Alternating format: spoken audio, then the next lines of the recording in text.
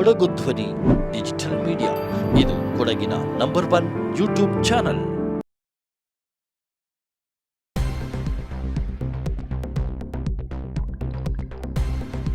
ಇತಿಹಾಸ ಪ್ರಸಿದ್ಧ ಶ್ರೀ ಬಸವೇಶ್ವರ ದೇವಸ್ಥಾನ ಭಕ್ತರ ನಂಬಿಕೆ ಗಳಿಸಿದೆ.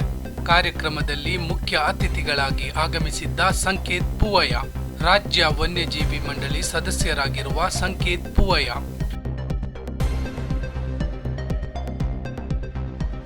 ವಿರಾಜಪೇಟೆಯ ಬಸವೇಶ್ವರ ದೇವಾಲಯದಲ್ಲಿ ಗೌರಿ ಗಣೇಶ ಉತ್ಸವ ಸಂಭ್ರಮ, ವಿವಿಧ ಸಾಂಸ್ಕೃತಿಕ ಕಾರ್ಯಕ್ರಮಗಳ ಮೂಲಕ ಜನಮೆಚ್ಚುಗೆ ಗಳಿಸುವಲ್ಲಿ ಯಶಸ್ವಿ. ಎನ್ ರವೀಂದ್ರನಾಥ್ ಕಾಮತ್ ಅಧ್ಯಕ್ಷತೆಯಲ್ಲಿ ಜರುಗಿದ ಕಾರ್ಯಕ್ರಮ ಹಾಗೂ ವಿರಾಜಪೇಟೆ ಬಸವೇಶ್ವರ ದೇವಸ್ಥಾನ ಸಹಯೋಗದಲ್ಲಿ ನಡೆಸುತ್ತಿರುವ ವಾಯ್ಸ್ ಆಫ್ ವಿರಾಜಪೇಟೆ ಸ್ಪರ್ಧೆ ಹೆಚ್ಚಿನ ಸಂಖ್ಯೆಯಲ್ಲಿ ತಾವೆಲ್ಲ ಬರ್ತಾ ಇದ್ದೀರಾ. ಶ್ರೀ ಪುಷ್ಪರಾಜ್ ಅವರು ಬೇಗ ಬರಬೇಕು. ಈಗ ಮೊದಲಿಗೆ ಇಂದಿನ ಈ 20-25ನೇ ಕಾರ್ಯಕ್ರಮಕ್ಕೆ ನಮ್ಮ ನೆಚ್ಚಿನ ನಾಯಕರು, ಮುಂದಿನ ಮಂತ್ರಿಗಳು ಶ್ರೀ ಸಂಕೇತ್ ಪೂವಯ್ಯನವರು ಇಲ್ಲಿದ್ದಾರೆ.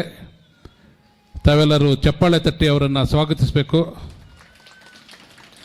ಈಗ ಮೊದಲಿಗೆ ಮಂತ್ರಪಠಣ ಶ್ರೀ ವೇದವ್ಯಾಸ ಭಟ್ರವರಿಂದ ತಾವೆಲ್ಲರೂ 1 ನಿಮಿಷ ನಿಲ್ಲಬೇಕು ಅಂತ ಕೇಳ್ಕೊಳ್ತೀನಿ. ಓಂ ಗಣಾನಾನ್ತ್ವಾ ಗಣಪತಿಂ ಹವಾಮಹೇ ಕವಿಂ ಕವೀನಾಮುಪಮಶ್ರಾಮಸ್ತಮಂ ಜ್ಯೇಷ್ಠರಾಜಂ ಬ್ರಹ್ಮಾಣಾಂ ಬ್ರಹ್ಮಣಸ್ಪದ ನ ಶೃಣ್ವನ್ನೋತಿಭಿಸ್ಸೇದಸಾಧಾನಂ ನಿಷುಸೇದ ಗಣಪತೆ ಗಣೇಶೋತ್ವಾಮಾ ಉರ್ವಿಪ್ರಾತಮಂ ಕವೀನಾಂ ನರುತೆ ತ್ವತ್ಕ್ರಿಯತೆ ಕಿಂಚನಾರೇ ಮಹಾಮರ್ಕಂ ಮಾಗವಂ ಚಿತ್ರಮರ್ಚ. ಓಂ ನಮೋ ವ್ರಾತಪತಯೇ ನಮೋ ಗಣಪತಯೇ ನಮಃ ಪ್ರಮದಪತಯೇ ನಮಸ್ತೆ ಅಸ್ತು ಲಂಬೋದರಾಯ ಏಕದಂತಾಯ ವಿಘ್ನನಾಶಿನೇ ಶಿವಸುತಾಯ ಶ್ರೀವರದಮೂರ್ತಯೇ ನಮಃ. ಓಂ ಸ್ವಸ್ತಿ. ಅಧ್ಯಕ್ಷತೆಯನ್ನು ವಹಿಸ್ತಿರ್ತಕ್ಕಂತಹ ಶ್ರೀ ಸಂಕೇತ್ ಪೂವಯ್ಯನವರು ನಮ್ಮವರೇ, ಇದೇ ಬೀದಿಯಲ್ಲಿ ಹುಟ್ಟಿ ಬೆಳೆದವರು, ಈಗ ಹಿರಿಯ ವಕೀಲರು, ಗಣ್ಯ ಪ್ಲಾಂಟರ್, ಕರ್ನಾಟಕ ರಾಜ್ಯ ವನ್ಯಜೀವಿ ಮಂಡಳಿಯ ಸದಸ್ಯರು, ಕೊಡಗಿನ ವನ್ಯಜೀವಿಯ ತಂಡದ ಮುಖ್ಯಸ್ಥರು, ವನ್ಯಜೀವಿ ಮಂಡಳಿಯಲ್ಲಿ ಹಲವಾರು ಕಾರ್ಯಕ್ರಮಗಳನ್ನು ಮಾಡಿ ವಿರಾಜಪೇಟೆ ನಗರಕ್ಕಾಗಿಯೇ ಒಂದು ಕಾರ್ಯರೂಪವನ್ನು ಹಾಗೂ ಕೊಡಗಿಗಾಗಿ ಒಂದು ಕಾರ್ಯರೂಪವನ್ನು ಅವರು ಈಗಾಗಲೇ ತಯಾರಿ ಮಾಡಿದ್ದಾರೆ. ರಾಜಕಾರಣದಲ್ಲಿ ಉಜ್ವಲ ಭವಿಷ್ಯ ಇರುವವರು ನಮ್ಮ ತಂದೆ ದಿವಂಗತ ಎನ್ ವೆಂಕಟೇಶ್ ಕಾಮತ್ರವರ ದೊಡ್ಡ ಅಭಿಮಾನಿ. ಅವರು ಈ ಕಾರ್ಯಕ್ರಮ ಉದ್ಘಾಟನೆ ಮಾಡದೆ ಹೋದರೆ ಪ್ರಾಯಶಃ ಅದಕ್ಕೆ ಮತ್ತೆ ಬೇರೆ ವ್ಯಕ್ತಿಗಳೇ ಇಲ್ಲ ಅನ್ನೋದು ನಮ್ಮೆಲ್ಲರ ಭಾವನೆ. ಈ ಕಾರ್ಯಕ್ರಮಕ್ಕೆ ನಾವು ಅವರನ್ನು ಕರೆ ಮಾಡಿದಾಗ ಅವರು ತುಂಬ ಹೃದಯದಿಂದ ಇಲ್ಲಿ ಬರಲು, ಈ ಕಾರ್ಯಕ್ರಮದಲ್ಲಿ ಭಾಗವಹಿಸಲು ಒಪ್ಪಿಗೆ ಕೊಟ್ಟಿದ್ದಾರೆ. ಅವರಿಗೆ ಎನ್ ವೆಂಕಟೇಶ್ ಕಾಮತ್ ಟ್ರಸ್ಟ್ ಪರವಾಗಿ, ನಿಮ್ಮೆಲ್ಲರ ಪರವಾಗಿ ಹಾಗೂ ಮುಗಿಸಿದ್ದಾರೆ.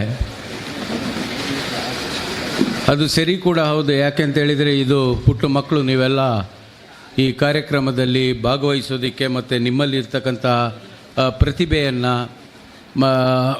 ಈ ವೇದಿಕೆಯಲ್ಲಿ ಬಿಂಬಿಸೋದಕ್ಕೆ, ಮತ್ತು ಈ ವೇದಿಕೆಯ ಈ ವಾಯ್ಸ್ ಆಫ್ ವಿರಾಜಪೇಟ್ ಅಂತಕ್ಕಂಥ ಒಂದು ಅತ್ಯುತ್ತಮ ವೇದಿಕೆಯನ್ನು ಗ್ರಾಮೀಣ ಮಟ್ಟದಲ್ಲಿ ಇರ್ತಕ್ಕಂಥ ಕಲಾವಿದರಿಗೆ, ಕಲೆಗೆ ಒಂದು ಮುಂದಿನ ಒಂದು ದೊಡ್ಡ ಮಟ್ಟದ ವೇದಿಕೆ ಸಿಗ್ತಕ್ಕಂಥ ನಿಟ್ಟಿನಲ್ಲಿ ಇದೊಂದು ಬಹು ದೊಡ್ಡ ಪಾತ್ರವನ್ನು 15 ವರ್ಷದಿಂದ ವಹಿಸ್ಕೊಂಡು ಬಂದಿರತಕ್ಕಂಥದ್ದು. ಅದರಿಂದ ಇಲ್ಲಿ ಹೆಚ್ಚಿನ ಮಾತಾಡೋಕ್ಕೆ ಅವಕಾಶ ಇಲ್ಲದೆ ಇದ್ದರೂ ಕೂಡ ಕೆಲವೊಂದು ವಿಚಾರಗಳನ್ನು ಒಂದು 5 ನಿಮಿಷದೊಳಗಾಗಿ ತಮ್ಮ ಮುಂದೆ ಮಂಡನೆ ಮಾಡೋದು ಕೂಡ ನನ್ನ ಜವಾಬ್ದಾರಿ ಅಂತಕ್ಕಂಥದ್ದು ನನ್ನ ಭಾವನೆ.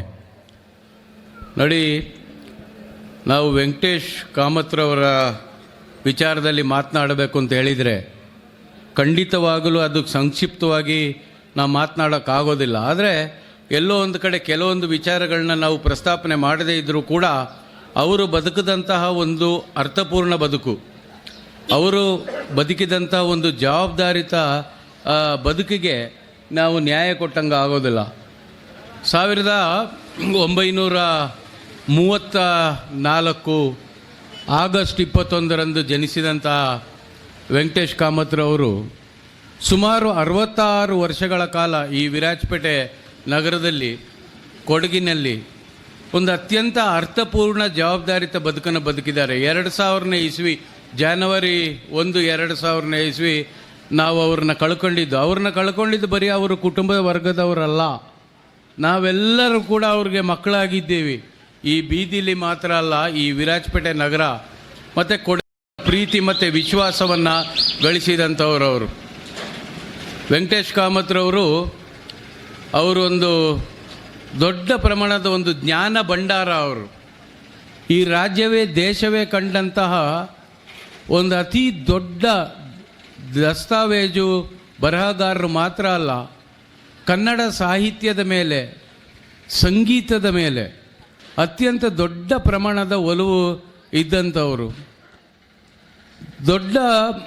ದೊಡ್ಡ ಪ್ರಮಾಣದಲ್ಲಿ ಬೆನ್ನು ತಟ್ಟಿ ಎಲ್ಲರನ್ನೂ ಜೀವನದಲ್ಲಿ ಒಂದು ಸಾಧನೆ ಮಾಡುವಂಥ ನಿಟ್ಟಿನಲ್ಲಿ ಉತ್ತೇಜನ ಕೊಟ್ಟಂಥವರು, ಬೆನ್ನು ತಟ್ಟಿ ಪ್ರೋತ್ಸಾಹ ಮಾಡಿದಂಥವರು. ಕೆಲವೊಂದು ವಿಚಾರಗಳು ಅವ್ರ ಬಗ್ಗೆ ಮಾತನಾಡಬೇಕು ಅಂತ ಹೇಳಿದರೆ, ಈಗಾಗಲೇ ಹಲವಾರು ಬಾರಿ ನನಗೆ ರವೀಂದ್ರನಾಥ್ ಕಾಮತ್ರವರು ಅವಕಾಶ ಕೊಟ್ಟಂಥ ಸಂದರ್ಭದಲ್ಲೂ ಕೂಡ ನಾನು ಹೇಳಿದ್ದೇನೆ. ಅವರು ಜನಪ್ರಿಯ ವ್ಯಕ್ತಿ ಆದರೂ ಕೂಡ, ಅವರು ಹಗಲಿರುಳು ಕೂಡ ಈ ಸಮಾಜದ ಮಧ್ಯೆ ಜವಾಬ್ದಾರಿತ ನಾಗರಿಕನಾಗಿ ಬದುಕಿದ್ರು ಕೂಡ, ಅವರು ಯಾವತ್ತೂ ಕೂಡ ಅವರಲ್ಲಿ ಇರ್ತಕ್ಕಂತಹ ಏನು ಆ ದೊಡ್ಡ ಪ್ರಮಾಣದ ಜನಪ್ರಿಯತೆ ಇತ್ತು, ಅದನ್ನು ಅವರು ರಾಜಕಾರಣಕ್ಕೋಸ್ಕರನೋ ಅಥವಾ ಅವರು ಸ್ವಂತವಾಗಿ ಬೆಳೆಯೋದಕ್ಕೆ ಅವರು ಯಾವತ್ತೂ ಕೂಡ ಅದನ್ನು ಉಪಯೋಗಿಸ್ಕೊಂಡಿಲ್ಲ. ಕೆಲವೊಂದು ವಿಚಾರಗಳನ್ನ ಇಲ್ಲಿ ಹೇಳಲೇ ಆಗಬೇಕಾಗ್ತದೆ.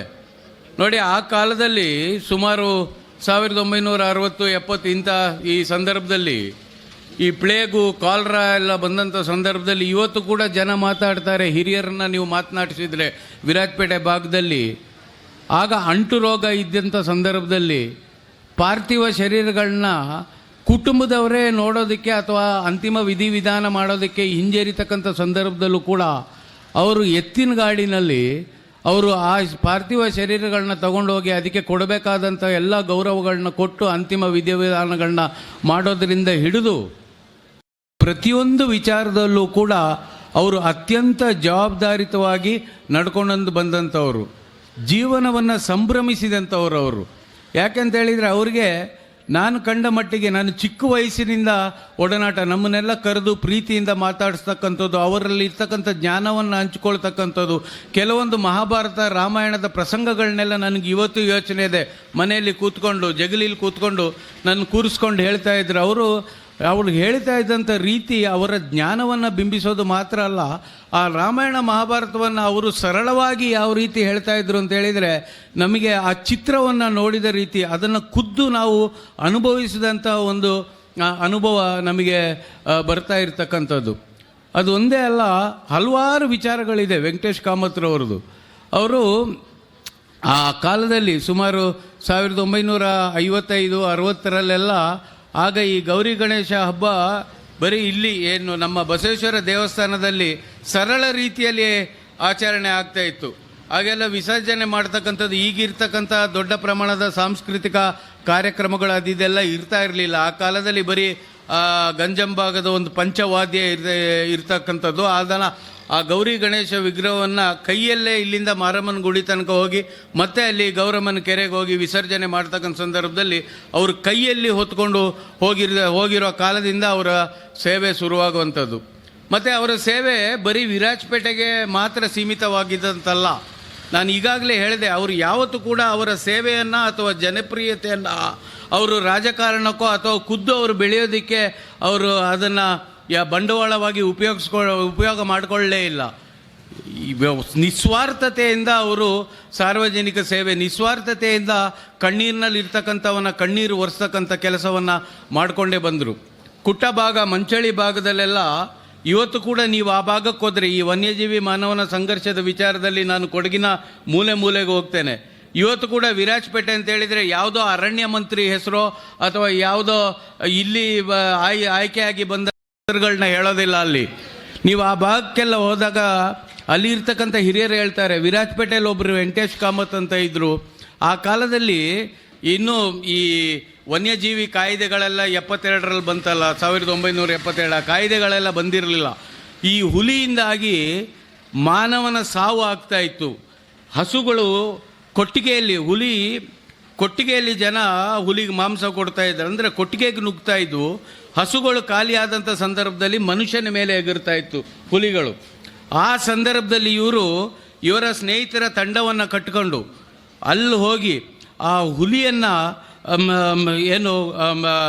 ಆ ಹುಲಿಯ ಸಮಸ್ಯೆ ಏನಿದೆ ಅದರಿಂದ ಜನರ ಜೀವವನ್ನು ರಕ್ಷಣೆ ಮಾಡೋದಕ್ಕೆ ಆ ಹುಲಿಯನ್ನು ಗುಂಡು ಹೊಡಿಸ್ತಕ್ಕಂಥ ಆ ತಂಡ ಏನಿದೆ ಅದರ ಜೊತೆ ಇವರು ಹೋಗಿ ನಿಸ್ವಾರ್ಥತೆಯಿಂದ ಸೇವೆ ಮಾಡಿರ್ತಕ್ಕಂಥದ್ದು. 1955, 60ರಲ್ಲೆಲ್ಲ ಆ ಕಾಲದಲ್ಲಿ ಒಂದು ಹುಲಿಯನ್ನು ಹೊಡೆದ್ರೆ ₹100 DC ಕೊಡ್ತಾಯಿದ್ರು. ₹100 ಅಂದರೆ ಒಂದು ಹುಲಿಯನ್ನು ಗುಂಡು ಹೊಡೆದ್ರೆ ₹100 ಅಂತ ಕೊಡ್ತಾಯಿದ್ರು. ಅಜ್ಜಮಾಳ ಚಂಗಪ್ಪ ಅಂತ ಒಬ್ಬರು ಇದ್ದರು, ಇನ್ನೂ ನನಗೆ ಯೋಚನೆ ಇದೆ. 60 ಹುಲಿಗಳನ್ನ ಹೊಡೆದ್ರು, ಅವರಿಗೆ ₹6,000 ಬಹುಮಾನ. ಒಳ್ಳೆಯದಾಯಿತು ಅನಿಸುತ್ತೆ. ಯಾಕಂತ ಹೇಳಿದರೆ ಈಗಲೇ ಹುಲಿನ ತಡೆಯೋಕ್ಕಾಗ್ತಾ ಇಲ್ಲ ನಮಗೆ. ಆಗ ವೆಂಕಟೇಶ್ ಕಾಮತ್ರವರು ಆ ಪ್ರಮಾಣದ ಸೇವೆ. ಯಾಕೆ ಈ ಮಾತನ್ನೆಲ್ಲ ನಾನು ಹೇಳ್ತೇನೆ ಅಂತ ಹೇಳಿದರೆ, ಒಬ್ಬ ವ್ಯಕ್ತಿ ಒಂದು ನಿಸ್ವಾರ್ಥ ಸೇವೆ ಮಾಡಿರ್ತಕ್ಕಂಥದ್ದನ್ನು ಇವತ್ತು ಸಮಾಜ ನಾವು ನೆನೆಸ್ಕೊಳ್ಬೇಕಾಗ್ತದೆ. ಅವರೆಲ್ಲ ನಮಗೆ ಕೊಟ್ಟಂಥ, ಅವರೆಲ್ಲ ಮಾಡಿದಂಥ ಸೇವೆಯನ್ನು ನಾವು ಆ ದಾರಿಯಲ್ಲೇ ನಡ್ಕೊಂಡು ಹೋಗೋದಕ್ಕೆ ಅವರನ್ನೆಲ್ಲ ನಾವು ಮಾರ್ಗದರ್ಶಕರಾಗಿ ತಗೊಂಡು ಹೋಗಬೇಕಾಗ್ತದೆ. ಹೆಚ್ಚಿನ ಮಾತನ್ನು ಹೇಳಿದೆ. ಇವತ್ತೇನು ವಾಯ್ಸ್ ಆಫ್ ವಿರಾಜಪೇಟೆ ಅಂತಕ್ಕಂಥ ಒಂದು ಅದ್ಭುತ ವೇದಿಕೆಯನ್ನು ಅವರ ಮಗ ರವೀಂದ್ರನಾಥ್ ಕಾಮತ್ರವರು ಮತ್ತು ಅವರೆಲ್ಲ ಸಂಗಡಿಗರು, ಪುಷ್ಪರಾಜ್ ಜೈನ್ರವರು, ಸಂಪತ್ ಜೈನ್ರವರು, ನರೇಂದ್ರ ಕಾಮತ್ರವರು, ನಿಕ್ಷಿಪ್ ಜೈನ್ರವರು, ಹೀಗೆ ನನಗೆಲ್ಲರ ಹೆಸರು ಹೇಳೋಕ್ಕಾಗೋದಿಲ್ಲ. ಆದರೆ ಇವರೆಲ್ಲ ಸೇರಿಕೊಂಡು ಈ ಏನು ಅತ್ಯುತ್ತಮ ಸಂಗೀತದಲ್ಲಿ ಸಾಧನೆ ಮಾಡಿದಂಥ ಮಕ್ಕಳಿಗೆ ಇನ್ನೂ ಒಂದು ದೊಡ್ಡ ಪ್ರಮಾಣದ ಒಂದು ವೇದಿಕೆ ಕೊಟ್ಟು ಅವರು ಜಿಲ್ಲಾ ರಾಜ್ಯ ಮಟ್ಟದಲ್ಲಿ, ರಾಷ್ಟ್ರ ಅಂತಾರಾಷ್ಟ್ರೀಯ ಮಟ್ಟದಲ್ಲಿ ಅವರ ಪ್ರತಿಭೆಯನ್ನು ಬಿಂಬಿಸೋದಕ್ಕೆ ಒಂದು ಅವಕಾಶವನ್ನು ಏನು ಮಾಡ್ಕೊಂಡು ಬಂದಿದ್ದಾರೆ. ನಾನು ನೋಡ್ಕೊಂಡು ಬಂದಿದ್ದೇನೆ. ಇಲ್ಲಿ ಬಂದಂಥ 10-15 ವರ್ಷದಿಂದ ಏನು ಮಾಡ್ಕೊಂಡು ಬಂದಿದ್ದೀರಿ, ಹಲವಾರು ಏನು ಕಲಾವಿದರಿದ್ದಾರೆ, ಗಾಯಕರಿದ್ದಾರೆ. ಅವರಿಗೆ ನಾನು ದೂರದರ್ಶನ ಈ ಮಾಧ್ಯಮಗಳಲ್ಲಿ, ದೃಶ್ಯ ಮಾಧ್ಯಮಗಳು ಕೂಡ ನೋಡಿದ್ದೇನೆ. ಹಲವಾರು ಜನಕ್ಕೆ ದೊಡ್ಡ ಪ್ರಮಾಣದ ರಾಜ್ಯ ಮಟ್ಟದಲ್ಲೂ ಕೂಡ ಗೌರವ ಸಿಕ್ಕಿರ್ತಕ್ಕಂಥದ್ದನ್ನು ನೋಡಿದ್ದೇನೆ. ಸಂಪನ್ಮೂಲಕರ ಕ್ರೋಢೀಕರಣ ತುಂಬ ಕಷ್ಟದ ವಿಚಾರ. ಆದರೂ ಕೂಡ ಏನು ಶಾನುಭಾಗರು ಮಾತನಾಡ್ತಂಥ ಸಂದರ್ಭದಲ್ಲಿ ಹೇಳಿದರು ಅವರು, ಈಗಿನ ಕಾಲಘಟ್ಟದಲ್ಲಿ ಇದೆಲ್ಲ ಮಾಡ್ತಕ್ಕಂಥದ್ದು ತುಂಬ ಕಷ್ಟ ಅಂತಕ್ಕಂಥದ್ದು ಸತ್ಯವಾದಂಥ ಮಾತು. ಆದರೆ ಸಂಪನ್ಮೂಲಗಳ ಕ್ರೋಢೀಕರಣ ಎಷ್ಟು ಕಷ್ಟವಾದರೂ ಕೂಡ ರವೀಂದ್ರನಾಥ್ ಕಾಮತ್ರವರು ಮತ್ತು ಅವರ ಎಲ್ಲ ಸಮಿತಿಯ ಸದಸ್ಯರು ಇದನ್ನು ಒಂದು ಸವಾಲಾಗಿ ಸ್ವೀಕರಿಸಿ ಪ್ರತಿ ವರ್ಷ ಇದನ್ನು ಮಾಡ್ಕೊಂಡು ಬಂದಿದ್ದೀರಾ. ಇದೆಲ್ಲ ಎಂಥ ಒಂದು ದೊಡ್ಡ ಪ್ರಮಾಣದ ಒಂದು ಕೆಲಸ ಅಂತ ಹೇಳಿದರೆ, ಗ್ರಾಮೀಣ ಮಟ್ಟದಲ್ಲಿ ಇದೆಲ್ಲ ಸರ್ಕಾರಗಳು ಮಾಡ್ತಕ್ಕಂಥ ಕೆಲಸ. ಸರ್ಕಾರಗಳು ಇಂಥ ಪ್ರತಿಭೆಯನ್ನು, ಇದು ಕ್ರೀಡಾ ಪ್ರತಿಭೆ ಇರ್ಬೋದು ಅಥವಾ ಇಲ್ಲಿ ಇರ್ತಕ್ಕಂಥ ಸಂಗೀತದ ಪ್ರತಿಭೆ ಇರ್ಬೋದು, ಇನ್ನಿತರ ಪ್ರತಿಭೆಗಳು, ಇದಕ್ಕೆ ಒಳ್ಳೆ ವೇದಿಕೆ ನಿರ್ಮಾಣ ಮಾಡಿಕೊಡ್ತಕ್ಕಂಥದ್ದು ಸರ್ಕಾರಗಳ ಕೆಲಸ ಆಗ್ತದೆ. ಆದರೆ ಗ್ರಾಮೀಣ ಮಟ್ಟದಲ್ಲಿ ಬಂದು ಇಂಥ ಪ್ರತಿಭೆಗಳಿಗೆ ಅವಕಾಶ ಕೊಡ್ತಕ್ಕಂಥ ಒಂದು ವಿಚಾರವನ್ನು ಮಾಡ್ಕೊಂಡು ಬಂದಿದ್ದೀರಿ. ನಿಮಗೆ ಅಭಿನಂದನೆಗಳನ್ನು ಸಲ್ಲಿಸುತ್ತಾ, ರವೀಂದ್ರನಾಥ್ ಕಾಮತ್ರವರು ಇವತ್ತು ಸರ್ವೋಚ್ಚ ನ್ಯಾಯಾಲಯದಲ್ಲಿ ಒಂದು ಹಿರಿಯ ವಕೀಲರಾಗಿ ಕೆಲಸ ಮಾಡ್ತಾರೆ. ನಾನು ನೋಡ್ಕೊಂಡು ಬಂದಿದ್ದೇನೆ. ಈಗ ಅವರು ಅಧ್ಯಕ್ಷರಾಗಿದ್ದಾರೆ. ಆದರೆ ಅವರು ಅಧ್ಯಕ್ಷರಾಗೋದಕ್ಕಿಂತ ಮುಂಚಿತವಾಗಲೂ ದಶಕಗಳ ಕಾಲದಿಂದ ಅವರು ಈ ಸಮಿತಿ ಜೊತೆ, ಬಸವೇಶ್ವರ ದೇವಸ್ಥಾನ ಸಮಿತಿಯೂ ಅಷ್ಟೇ, ಗೌರಿ ಗಣೇಶೋತ್ಸವ ಸಮಿತಿ ಕೂಡ ಅಷ್ಟೇ, ಅವರು ಸುಮಾರು 1 ತಿಂಗಳ ಕಾಲ ನ್ಯಾಯಾಲಯದಲ್ಲಿ ಅವ್ರಿಗಿರ್ತಕ್ಕಂಥ ಕೆಲಸಗಳು, ಅವರ ಒಂದು ತಿಂಗಳು ಇಲ್ಲಿ ಕೆಲಸ ಮಾಡ್ತಾರೆ. ನೋಡಿ, ಒಬ್ಬ ಸರ್ವೋಚ್ಚ ನ್ಯಾಯಾಲಯದ ವಕೀಲ ಅಂತ ಹೇಳಿದರೆ ಆತನಿಗೆ ಏನು ದೊಡ್ಡ ಪ್ರಮಾಣದ ಏನು ಅವರಿಗೆ ಆ 1 ತಿಂಗಳು ಕೆಲಸ ಬಿಟ್ಟು ಬರಬೇಕು ಅಂತ ಹೇಳಿದರೆ ಅವರು ಬರೀ ಅವರ ಕೆಲಸವನ್ನು ಮಾತ್ರ ಬಿಡೋದಿಲ್ಲ, ಆರ್ಥಿಕವಾಗಿಯೂ ಕೂಡ ಅವರೊಂದು ದೊಡ್ಡ ಪ್ರಮಾಣದ ಹಿನ್ನಡೆ ಕೂಡ ಆಗ್ತದೆ. ಆದರೆ ಅದನ್ನೆಲ್ಲ ಬದಿಗಿಟ್ಟು ದೇವಸ್ಥಾನದ ಕೆಲಸ ಅಂತ ಹೇಳ್ತಕ್ಕಂಥದ್ದು, ಗೌರಿ ಗಣೇಶೋತ್ಸವದ ಸಮಿತಿಯ ಕೆಲಸ, ಇಲ್ಲಿರ್ತಕ್ಕಂಥ ಮಕ್ಕಳಿಗೆ ವಾಯ್ಸ್ ಆಫ್ ವಿರಾಜಪೇಟ್ ನಮಗೆ ಎಷ್ಟು ಸವಾಲುಗಳಿದ್ದರೂ ಕೂಡ ಅದನ್ನು ನಡೆಸಬೇಕು ಅಂತ ಹೇಳ್ತಕ್ಕಂಥ ಒಂದು ವಿಚಾರದಲ್ಲಿ ದೇವರ ಮೇಲೆ ಭಾರ ಇಟ್ಟು, ಅವರು ಮಾತ್ರ ಅಲ್ಲ, ಅವರ ಇಡೀ ಕುಟುಂಬ ಇಲ್ಲಿ ಬಂದು ಭಾಗವಹಿಸ್ತಕ್ಕಂಥದ್ದು. ಅದಕ್ಕೆ ಮತ್ತೊಮ್ಮೆ ಅವರಿಗೆ ನಾನು ವಿರಾಜಪೇಟೆ ಜನತೆಯ ಪರವಾಗಿ ಕೃತಜ್ಞತೆಗಳನ್ನು ಸಲ್ಲಿಸ್ತೇನೆ. ಮತ್ತು ಇಲ್ಲಿ ನೆರೆದಂಥ ಮಕ್ಕಳು ತಾವು ತಮ್ಮ ಪ್ರತಿಭೆಯನ್ನು ಏನು ಇಲ್ಲಿ ಬಂದು ಬಿಂಬಿಸುವಂಥದ್ದು ತೀರ್ಪುಗಾರರಾಗಿ ಪ್ರಶಾಂತ್ ಬಾಳಿಗ ಅವರು ಬಂದಿದ್ದಾರೆ. ಈಗಾಗಲೇ ರವೀಂದ್ರನಾಥ್ ಕಾಮತ್ರವರು ಮಾತನಾಡಿದಾಗ ಹೇಳಿದ್ದಾರೆ, ಸುಮಾರು ಅವರಿಗೆ ದೊಡ್ಡ ಪ್ರಮಾಣದ ಇದರಲ್ಲಿ ಪರಿಣಿತಿ ಇರ್ತಕ್ಕಂಥದ್ದು, ದೊಡ್ಡ ಸಾಧನೆ ಮಾಡಿದಂಥವರು. ಅವರು ನಿಮ್ಮ ಗಾಯನವನ್ನು ಅಥವಾ ನಿಮ್ಮಲ್ಲಿ ಇರತಕ್ಕಂಥ ಕಲೆಯನ್ನು ಆಲಿಸಿ ಅದಕ್ಕೆ ತೀರ್ಪನ್ನು ಕೂಡ ಕೊಡುವವರಿದ್ದಾರೆ. ಮುಂದಕ್ಕೆ ನೀವು ಇದನ್ನು ಬೆಳೆಸ್ಕೊಂಡು ಹೋಗಿ. ಯಾವತ್ತೂ ಕೂಡ ನಾವು ನಮ್ಮ ವಿದ್ಯಾಭ್ಯಾಸದ ಜೊತೆ ಒಂದು ಕಲೆ ನಮ್ಮಲ್ಲಿ ಇರ್ತಕ್ಕಂಥ ದೇವರು ಕೊಟ್ಟಂಥ ಕಲೆಯನ್ನು ಕೂಡ ಬೆಳೆಸಬೇಕು. ವಿಶೇಷವಾಗಿ ಪೋಷಕರು ನೀವೇನಿದ್ದೀರಿ, ಮಕ್ಕಳಲ್ಲಿ ಇರ್ತಕ್ಕಂಥ ಪ್ರತಿಭೆಗೆ ನೀವು ಬರೀ ವಿದ್ಯಾಭ್ಯಾಸದಲ್ಲ, ಆ ಪ್ರತಿಭೆಗೂ ಕೂಡ ನೀವು ಪ್ರೋತ್ಸಾಹವನ್ನು ಕೊಡ್ತಾ ಇದ್ದೀರಿ. ನಿಮಗೂ ಕೂಡ ಅಭಿನಂದನೆಗಳನ್ನು ಸಲ್ಲಿಸುತ್ತಾ ವಾಯ್ಸ್ ಆಫ್ ವಿರಾಜಪೇಟೆ ಈ ವೇದಿಕೆಯಿಂದ ಇನ್ನೂ ಅತ್ಯುತ್ತಮ ಕಲಾವಿದರು ಹುಟ್ಟು ಬರಲಿ. ಅತ್ಯುತ್ತಮ ನಿಮ್ಮಲ್ಲಿರ್ತಕ್ಕಂಥ ಪ್ರತಿಭೆಗೆ ದೇಶದಲ್ಲಿ ಮತ್ತು ಅಂತಾರಾಷ್ಟ್ರೀಯ ಮಟ್ಟದಲ್ಲಿಯೂ ಕೂಡ ಮನ್ನಣೆ ಸಿಕ್ಕುವಂಥ ಒಂದು ದಿನಗಳು ಬರಲಿ. ಇದೇ ವೇದಿಕೆಯಲ್ಲಿ ಮತ್ತೆ ನಿಮ್ಮನ್ನು ಸನ್ಮಾನ ಮಾಡುವಂಥ ದಿನಗಳು ಬರಲಿ ಅಂತ ಕೇಳ್ಕೊಳ್ತಾ, ನನ್ನ ಭಾವನೆಗಳನ್ನು ಹಂಚ್ಕೊಳ್ಳೋದಕ್ಕೆ ಅವಕಾಶವನ್ನು ಕೊಟ್ಟಂಥ ರವೀಂದ್ರನಾಥ್ ಕಾಮತ್ ಅವ್ರಿಗೂ, ಸಮಿತಿಯ ಸರ್ವ ಪದಾಧಿಕಾರಿಗಳಿಗೂ ಮತ್ತು ಎಲ್ಲ ಸದಸ್ಯರಿಗೂ ಮತ್ತು ನೆರೆದಂಥ ನನ್ನ ಎಲ್ಲ ಸಹೋದರರು ಪುಟ್ಟ ಮಕ್ಕಳಿಗೂ ನನ್ನ ಧನ್ಯವಾದಗಳನ್ನ ತಿಳಿಸುತ್ತಾ ಮಾತನ್ನು ಮುಗಿಸ್ತೇನೆ. ನಮಸ್ಕಾರ. ವರ್ಗದವರೇ, ಇಂದಿನ ಈ ಕಾರ್ಯಕ್ರಮ 15 ವರ್ಷ ಆಯಿತಂತ ಹೇಳಿದರು. ತುಂಬ ಕಷ್ಟದ ಹಾಗೂ ಸಂತೋಷದ ವಿಷಯ. ಒಂದು ಕಾರ್ಯಕ್ರಮ ಆಯೋಜಿಸುವುದು ಅಂತ ಹೇಳಿದರೆ ಈಗಿನ ಕಾಲಘಟ್ಟದಲ್ಲಿ ಅದು ತುಂಬ ಕಷ್ಟ. ಅದನ್ನು ಇದೇ ರೀತಿ ಮುಂದುವರಿಸಿ ಇಲ್ಲಿಯ ಕೆಲವು ಪ್ರತಿಭೆಯನ್ನು ಗುರುತಿಸಲಿಕ್ಕೆ ಮುಂದಿನ ದಿನದಲ್ಲಿ ಸಹಕಾರಿಯಾಗಲಿ ಎಂದು ಆಶಿಸುತ್ತಾ ಈ ಕಾರ್ಯಕ್ರಮಕ್ಕೆ ಶುಭ ಹಾರೈಸಿ ನನ್ನೆರಡು ಮಾತನ್ನು ಮುಗಿಸ್ತೇನೆ. ಅವರನ್ನ ನಾನು ಇಲ್ಲಿ ಆಮಂತ್ರಿಸಿದ್ದಾರೆ. ಹಾಗೆ ನೀವೆಲ್ಲರೂ ಕೂಡ ಇಲ್ಲಿ ಬಂದಿದ್ದೀರಿ. ನಿಮಗೆಲ್ಲರಿಗೂ ಆತ್ಮೀಯ ಧನ್ಯವಾದಗಳು, ನಮಸ್ಕಾರಗಳು.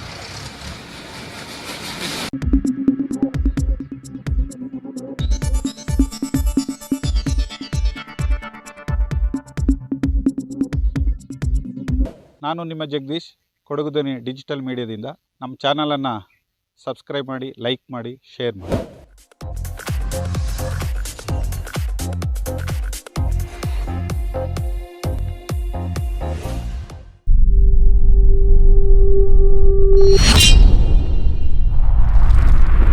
ಕೊಡಗು ಧ್ವನಿ ಡಿಜಿಟಲ್ ಮೀಡಿಯಾ ಇದು ಕೊಡಗಿನ ನಂಬರ್ 1 ಯೂಟ್ಯೂಬ್ ಚಾನಲ್.